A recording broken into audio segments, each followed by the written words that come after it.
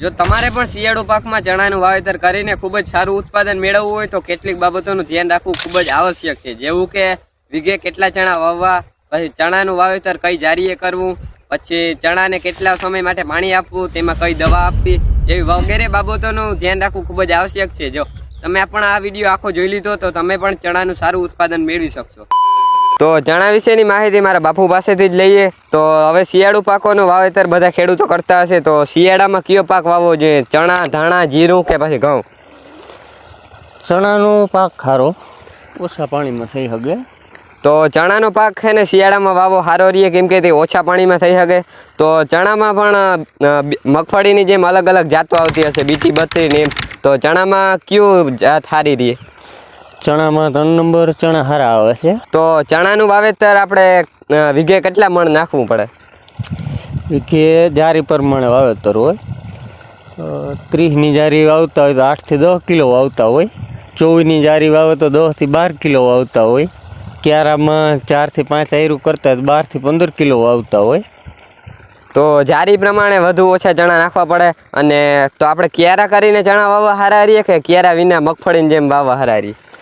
ક્યારા કરીને, શિયાળુ પાકમાં તો ક્યારા કરીને જ સારા રહીએ, કેમ કે એમાં પાણી પાવાનું ને એ બધું સરળ રહીએ ને, પછી છેલ્લે જે પાણી ઓછા હોય ત્યાં પણ ક્યારા હોય તો સારું રહીએ। તો આપણે કેટલા ચણાનું ઉત્પાદન મળી શકે વીઘે?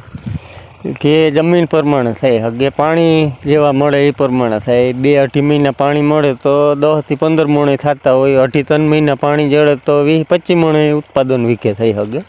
તો આપણે જે કાળી જમીન હોય એમાં વધારે ઉત્પાદન મળે કે ઓલી આમ રેતાળ ને એવી જમીનમાં વધારે ઉત્પાદન મળી શકે? કાળી જમીનમાં ઓછા પાણીમાં ઉત્પાદન વધુ મળે।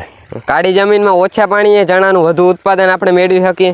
અને ચણાને કેટલા આમ 8-10 પાણી જોઈએ કે કેટલા જોઈએ આમ પાણી અટકરે, કે જમીન પ્રમાણે? જમીન પ્રમાણે, સારી જમીન હોય તો 5 થી 6 પાણીમાં થઈ જાય, નબળી જમીન હોય તો 8 પાણી 9 પાણી એવી રીતે તો જેવી જમીન એ પ્રમાણે તમારે પાણી પણ એ રીતના આપવું પડે।